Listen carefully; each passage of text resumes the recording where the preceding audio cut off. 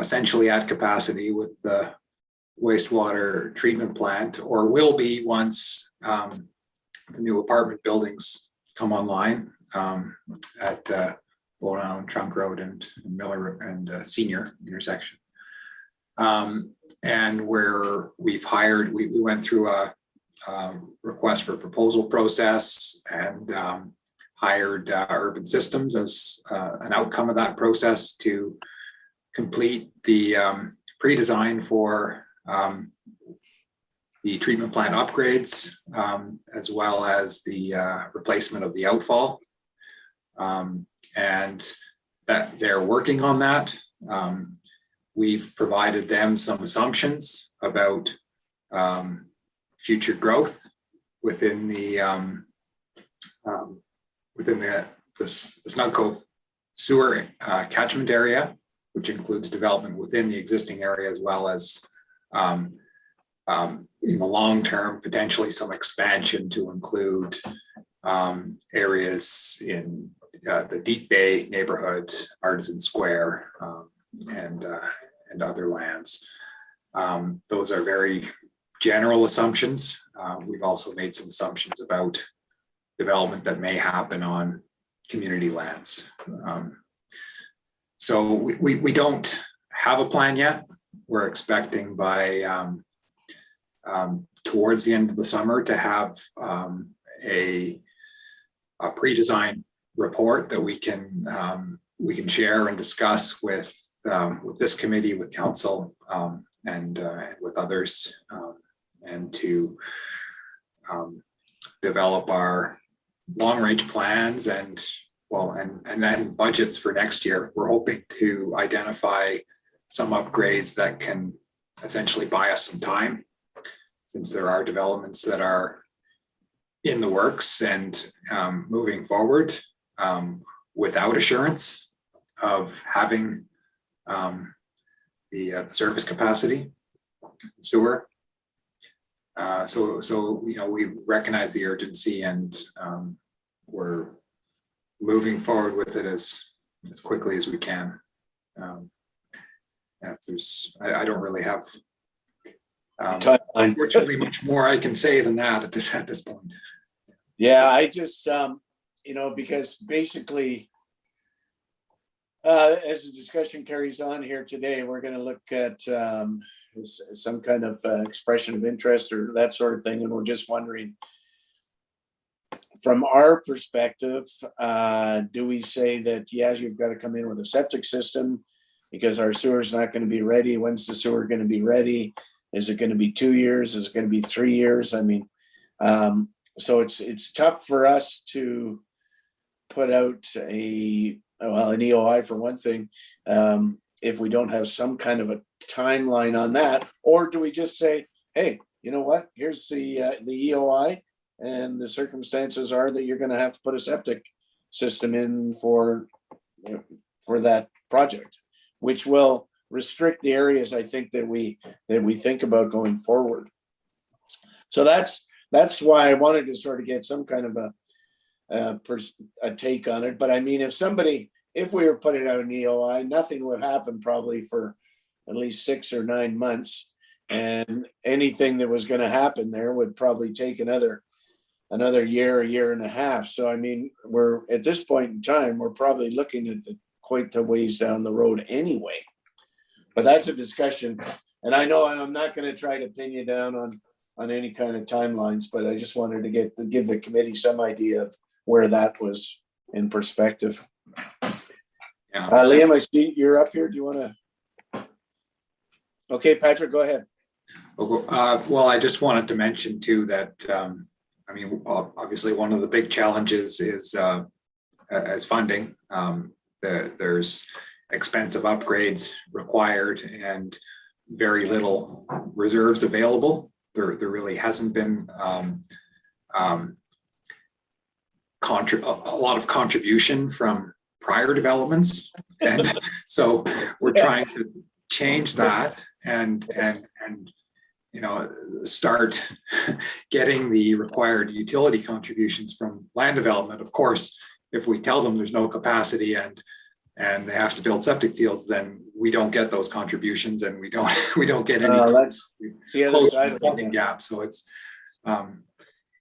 in terms of expressions of interest, I mean, if we're able to wait until, September, Yeah. we'll have a lot more clarity on what the timeframes are for servicing, or what they're likely to be.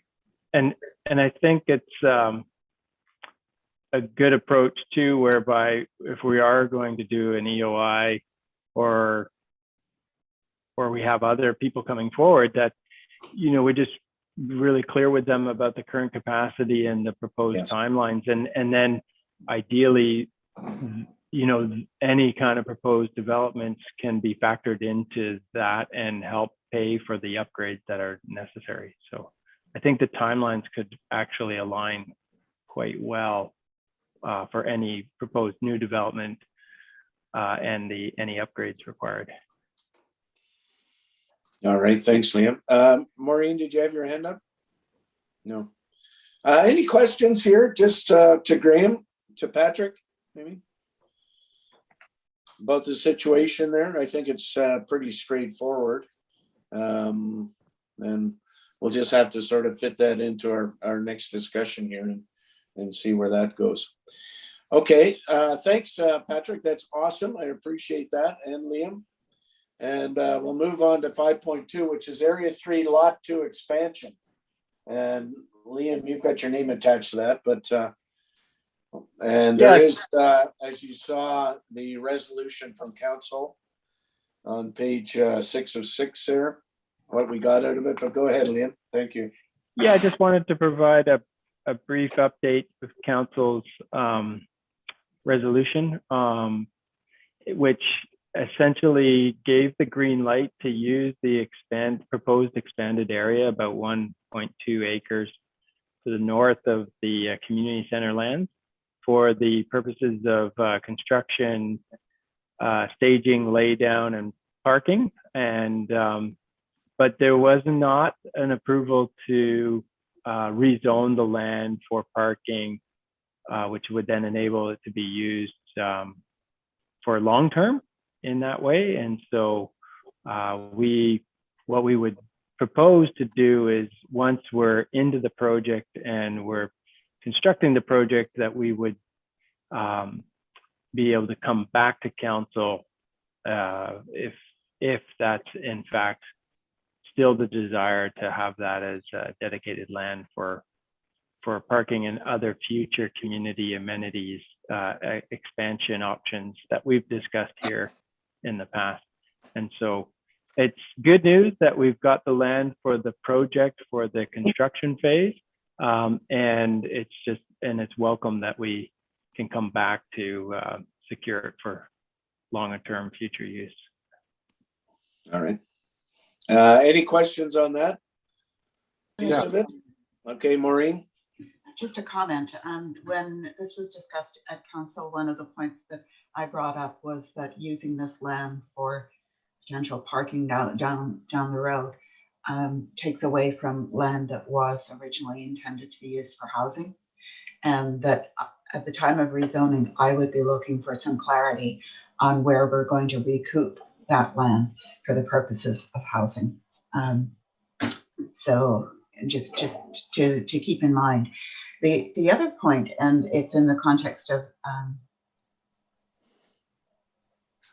earlier discussion that this committee had, was the small strip of land that borders on Seniors Road.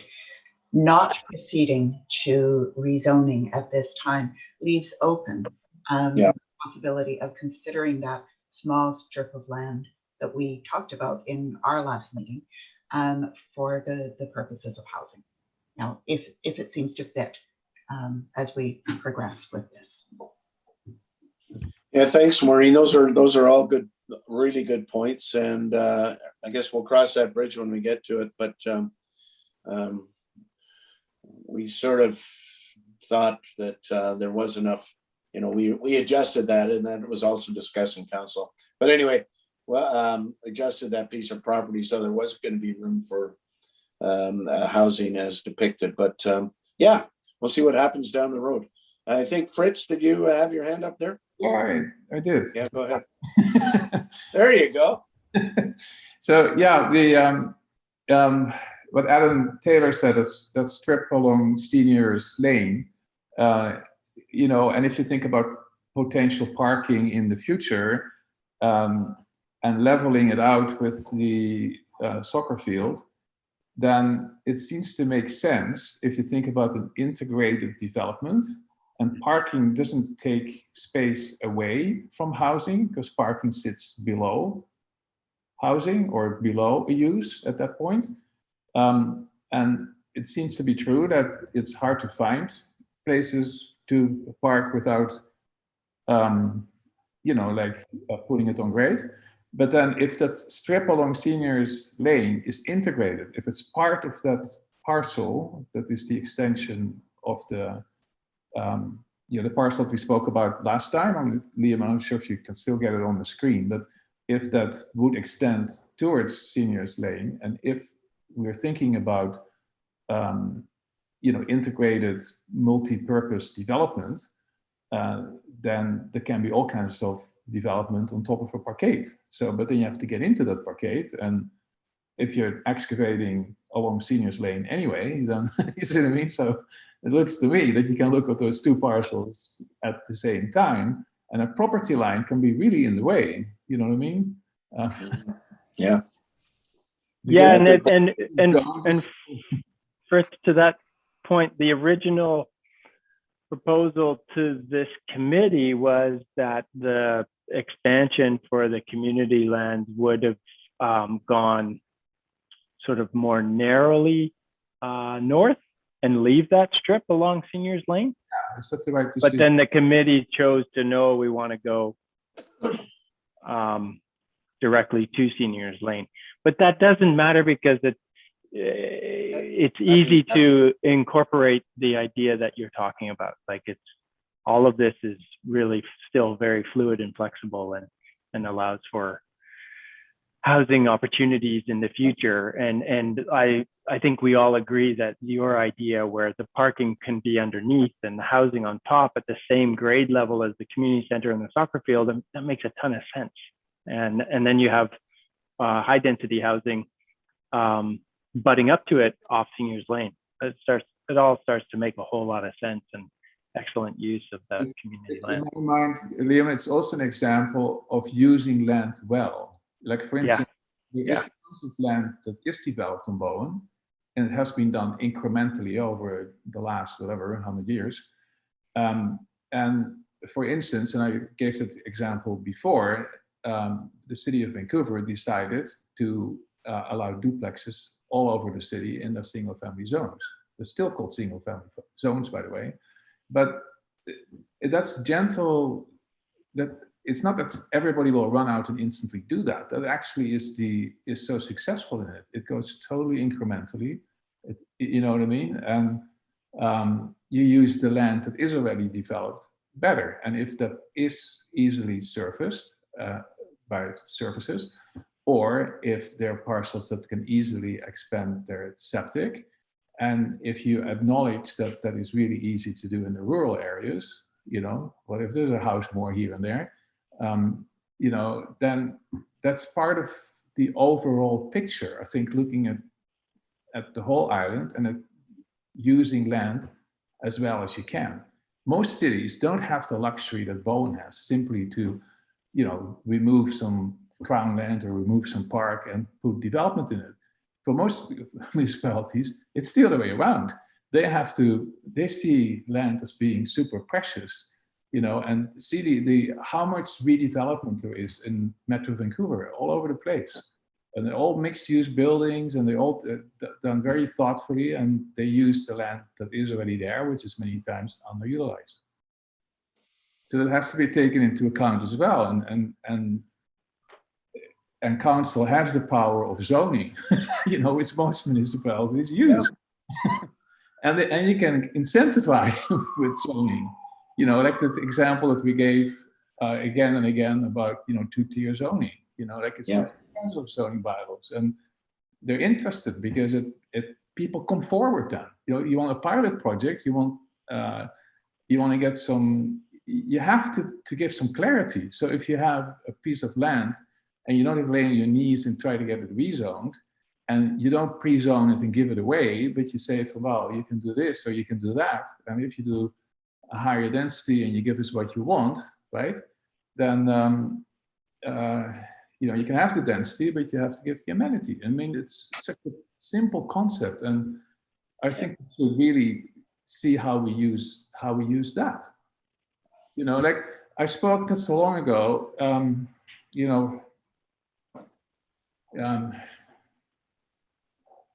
Well, anyway, so like it was more like if you try to develop a piece of property on Bowen for a higher density and it's in an established area, the backlash is huge, to the point that most developers don't touch it. They don't want to even proceed with it. Yeah. What I'm saying is that there has to be something in place that, if you think about the well, anyway, so there was more like a comprehensive view of how we can reach all these different goals. Yeah, agreed. Any comments to that? Go ahead, Tom. I just wanted to add to that. I think, my recollection is that this committee supported the idea of that land being used for parking and expanding the needs of the community center, but not with the idea that it would take away from other future uses that would be inclusive of residential and other community use requirements. So to me, I think that the important concept here is that, and this would obviously come up at the time of rezoning, but the important concept here is that parking is ultimately a secondary use here of land that will be intended for a more intensive use of some form. And I think that's what we were agreeing to in concept. And I think that, I think the other part to this is that, once that is established as a parking area, it's very likely going to be seen to be needed as a parking area forever. And just because, when you look at it in concept with the school next door, all of the activity that will be generated around the community center, and then looking down the road further, the residential part behind it, this is going to be a very actively used area. And what we're talking about here is a parking lot, open parking lot at this first stage is going to be right in the middle of all of that. Like, it's going to be an incredibly active area. So I think it's very easy to concede that this will go to a higher and better use as demand pushes it there. The only other consideration that's in the back of my mind is that the alteration from surface parking to underground parking is a costly one because it's a concrete structure. And so somehow there would have to likely be a private component to that in order to develop the cost structure to pay for it. Certainly, we don't want to see the municipality having to pay for that at the time it becomes a requirement. So I think these are things that need to be thought about. And certainly when it comes to rezoning, I think it's important that the rezoning considers all of that future potential. Yeah, and Tom, just to be clear, that the recommendation to council was almost identical to what this committee voted on, but was split into two pieces for further clarity. Okay. So it was, the first piece of it was to approve the expansion of Area 3 of Lot 2 of the community lands by approximately 1.2 acres, and the parcel that we had identified, for additional parking to meet present and future requirements and for community facilities. And the second part, which council didn't approve, is to direct staff to prepare and present to council the necessary amendment bylaw of the land use bylaw for first reading. Yeah. So that whole idea of like the future community facilities and community use and above and beyond parking was there. But I think council wasn't comfortable in making it a full and final decision because they wanted to better understand what those options could look like. And so to what Maureen was saying is that, and that's where there's still opportunity for us to come back in the future to say, okay, well, now that we've had even more time to think about it and explore it even further, maybe we've done some EOIs by then. Who knows? We can say, okay, this is more expressly what we're thinking about. Yeah, I think that's great. And there's no rush then to go into the rezoning side of this, right? No, absolutely not. No. Okay. And I think there's going to be enough flexibility in the future that maybe if part of that new rezoning involves some housing and there's somebody that's willing to put some in, that we can integrate the parking in there also. So yeah, I think it was a good choice by council going forward there, just to sort of let things use it for the time being. And we always talked about just putting in not a real parking lot, but just a dirt parking lot like across the street there. Yeah. And a removable one. But yeah, I think that was a good council decision to just say, well, let's see where this goes and what's happening in the future. Because it's, and we'll be looking, and now we're going to be looking 2 years down the road anyway. So before that comes to a head again, I think, or something like that, depending on what we decide here and a few other things. Okay, any more discussion on that? Yeah, I just want to say one thing about it. Like if Yeah. you have land that would be owned by the municipality, right? I mean, Yes. owned by the municipality, and it actually that land, if you pre-zone it, but pre-zone it not by limiting what people can do, but pre-zone it in a way that it facilitates, right? Yeah. You're actually increasing the value of the land that you have, right? Because it's your land, you're putting it on there, you're not losing any money, right? That's No. different from pre-zoning private land, right? Then you want to make sure that you get value back for the increase in value that you would in the end grant with rezoning. But what I mean by facilitate is that if you fix things too much, then only those things can happen. But if you allow more users, and not necessarily all of them are realized by a developer, or maybe to different degrees, then it's easier to approach a developer. But the nice thing is the zoning is in place. You know what I mean? Because it takes time. And most what I hear all around me, like, I hear from people say, well, we're not going to do that. It's going to take a year. It's going to take 2 years. We don't know how much it costs to get to rezoning. It goes out forever. Architects change the drawings 10 times. Yeah. So like there's somehow, that's a way to facilitate as well. There has to be clarity what people can do, and it has to be in the interest of the municipality. Absolutely correct. Absolutely correct. Okay, so we'll go on to new business, which is the development of an expression of interest, an EOI, retype and price parameters, targets, and that sort of thing.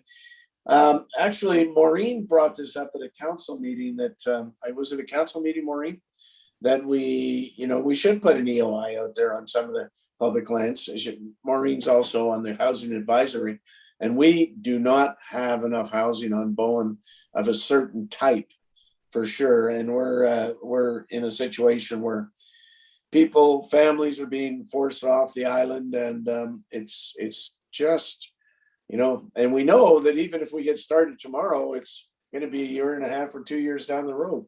So to that point, I just kind of like to revisit that. And I mean, this is definitely part of the scope of the committee, to maybe suggest to council that a certain piece of property go out there. Now, having the discussion we just had and about the sewer system in the Cove Bay sewer, which could be a few years out, I was thinking that the one piece of property that we do have, of course, is lot 1, and the lot be below Belterra, and that piece of property, which I think has been determined, or if there's any lot that we have, has been determined that it'll probably stay on septic, as opposed to going into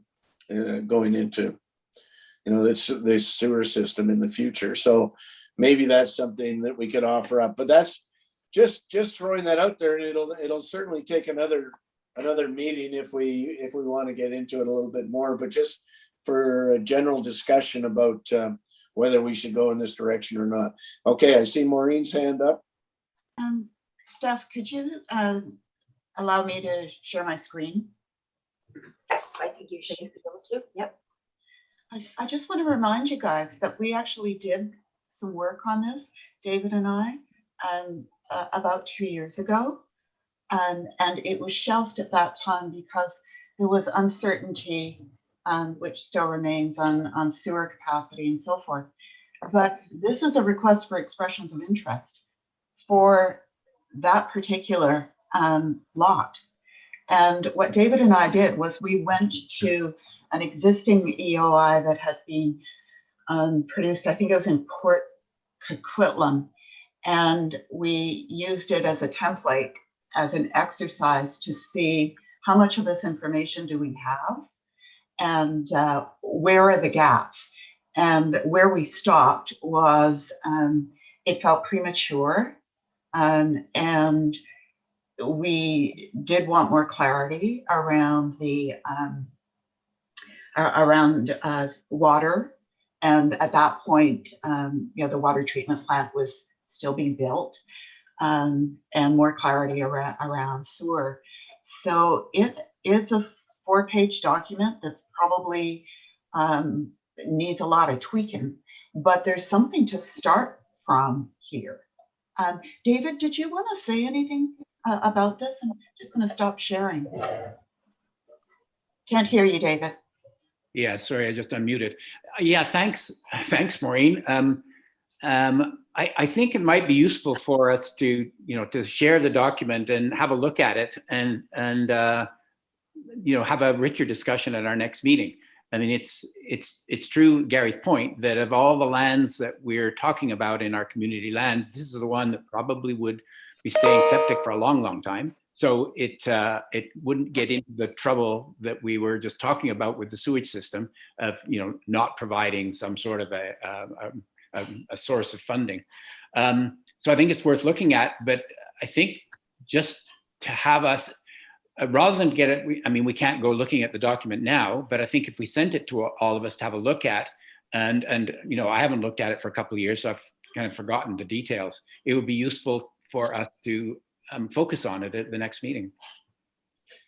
Yeah, that's sort of what I wanted to have, is just a general discussion about whether we should consider putting something out to an EOI at this point in time. And, given the situation on the sewer, Cold Bay Sewer, I think we're going to put that on hold for a little while, anything that would be involved with that.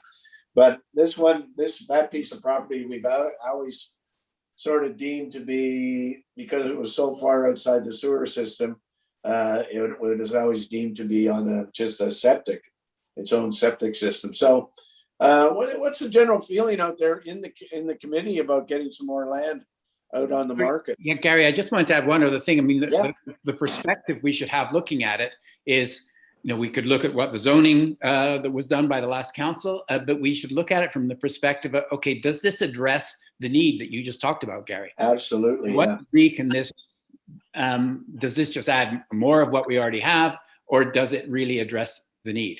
And what do we need to adjust anything around the EOI so that we make sure that it does? So absolutely correct, David. Thank you. And Maureen?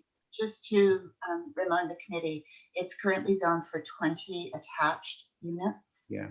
And the way the EOI is currently drafted, it's for affordable housing or a co-op housing project. And that was not landed on with any particular discussion in committee. It was David and I going off and as I said, trying to draft something to get a conversation going. Maureen, would it be, is any form of rental housing like as a start, you know what I mean? Because it makes it probably financially easier. Is that an option, or in your mind, does it have to be affordable housing 100%? I would prefer for it to be affordable housing. I think that it also brings in potential off-island nonprofit housing or organizations that have significant expertise in building. There's also a significant amount of additional money that has been put into housing by the province in the last budget. What they're emphasizing is low end of market or housing for specific and often vulnerable groups. And the emphasis is on partnerships. And that's been the emphasis since the NDP brought out their 30-point plan on housing. So partnerships of nonprofit housing providers, developers, local government, and the provincial government through the housing hub part of BC Housing. So it's a question that needs to be resolved. It could be an EOI that is more broad in terms of the scope of potential applicants. Right. We could see. I understand your point always, Fritz, about the wider net might result in surprising and good results. But just to add a little bit, the other thing that's happened since this was done is our own needs assessment was done. So it would be worth having a look at our needs assessment, just go back to the specific gaps that we have in our housing availability. It's not just at the low end; it's in other parts of that rental area as well. But anyway, that's all could be part of a really good discussion at the next meeting. Mm-hmm. Yeah, is everybody generally in favor of looking at this at the next meeting? Because we could certainly set something up and start moving forward on this, which is certainly part of the mandate of the committee, as it were. And given the urgency of the housing on the island, there's some flexibility in there, obviously, in 20 attached units. We could, of course, we could also ask council to change the zoning on that, but I think it would be worthwhile, and I think that personally, I think the sooner we get going on it, the better. How's everybody feel about it? Tom, you got any comments? No, I'm just trying to remember. Just from what you were saying, Maureen, I can't remember whether that was the one that this committee landed on as the first priority to bring to the market, or was it the one that was by the works yard? I just can't remember the context of any of that. I just would say one thing. We looked at that site. The committee walked that site, and I mean, it's definitely an interesting site. But I see some real limitations in terms of its physical nature, and who then would be the market that we would be directing the housing to, because it's not going to be for people that have mobility issues, for example. It's a side hill type of property, and the access and egress will be relatively steep. I think, though, that the other question I had was around the zoning. Obviously, rezoning may be something to consider here, because I'm wondering about, in that needs assessment, which I haven't looked at, to be honest. I think that in thinking about the people that are coming out of houses that we've heard so much about, people who can't afford to stay in their houses that they've built or they've been living in on Bowen for some time, and what the alternatives are that they would be looking to as alternate forms of housing. I still think there's a large percentage of those that are looking for market housing that they can purchase. And I don't necessarily mean at market price, but I think that they would like to be able to own their home. And with that comes the concept of whether this site should be one that caters to both market housing and some other form of subsidized housing.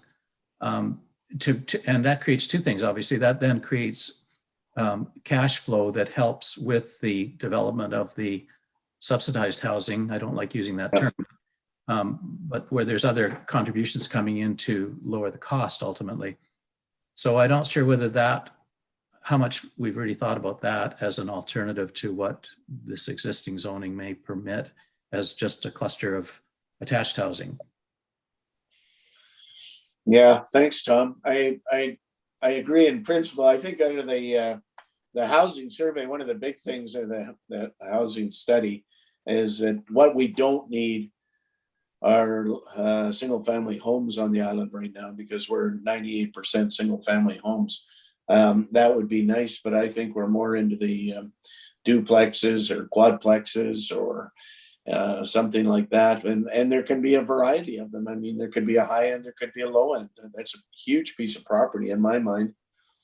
I think if there wasn't population there, I think things would start to happen along that roadway. And it's not a long walk up to the bus at Trunk Road if you're going to the Cove. But anyway, these are discussions we should have if everybody's willing to do that, and see if we can't move an initiative forward. But just to follow up on that, I think that the notion that there isn't a demand for single family housing is a bit distorted in that, and I'll use an example. So, the lot that just recently sold along Miller's Landing, that's being prepared now for a new house, is got small houses on either side of it, like probably in the order of 1,100 square feet. Yeah. Which is something that the market is not offering. And Correct. So, the problem with that is that, you spend 400,000 on a lot, then you do your 100,000 on site prep, and then you build a house. Well, you're no longer able to cater to a whole group of the population that can't afford that house anymore. And I'm thinking about a property like this one out on Mount Gardner Road, where there would be an opportunity to control the underlying land value, which then gives you an opportunity to create cheaper housing. And this has been proven in many municipalities to be a working model that's successful. And so I just think I don't want to say, I understand the results of that survey, but I also understand that there is a piece of the market that's really missing here, and it's because of the underlying cost of land. Yeah. I'd be very, I'm a big advocate of manufactured homes and that sort of thing, where you can put a nice home on a 25-foot lot. But unfortunately, I don't think that's the place to do it. You need some flat land. But yeah, I agree with you. If you can get somebody into a home for $200,000, I mean, that would be fantastic. That would be a huge target market. And maybe that's something we can consider. But it's going to be really tough to do. And you have to have, you almost have to have some market housing in there to make it able to work. Yeah. That's the conflict there. Anyway, I think people are reasonably interested in coming back to this on our next meeting. I think everybody be keen on that. Just a handshake or a head shake or whatever, and just see where it goes, and think about it for. It's probably going to be a couple of weeks, 3 weeks out or something like that, and think about it and see if we can come to some kind of consensus to take to council to move this thing forward, which is, what we're supposed to be doing as this committee, which has been a little bit stalled out for various reasons. So is everybody keen on that? Yeah. Okay, that's great. Thank you very much. I think, Gary, just as prep documents, just links to the study and links to the current zoning would be useful. Yeah. And then on the draft EOI as well. Yeah. I'll send that out earlier to the committee. And then the housing study and what links to current zoning. Yeah. Yeah, what the zoning is there now. Yeah, or just the links. Okay, I'll get Daniel's support on that. Okay. The other thing is I've been sending the occasional article to council as backgrounders, trying to move some things along. And there was an article that Francis Beulah wrote for the Globe and Mail in the last week or so. Yes, I saw it, yeah. I think was really, really helpful. And another piece that was in the Tyee that talks about what I was mentioning earlier on, the additional funds that are being contributed by the provincial government to housing. So I'll maybe send links on those to you, Steph, as well. And that would be great if you could send those out to the committee members, Maureen. Thank you very much. And I think to Maureen's point, I think it is a very opportune time for getting some money out of the government for housing and that sort of thing. They're very generous right now. All right, so if there's no further discussion, we've got another business thing happening there. Does anybody want to bring up anything at all? I've just got Yeah, go ahead, Tom. just one question. Yes. Is it within the mandate of this committee to consider expanding the community land base, if I can put it that way?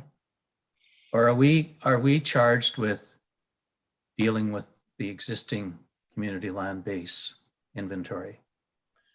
Yeah, I had that, as a matter of fact, I had it up here as far as the purpose of the committee and that sort of thing.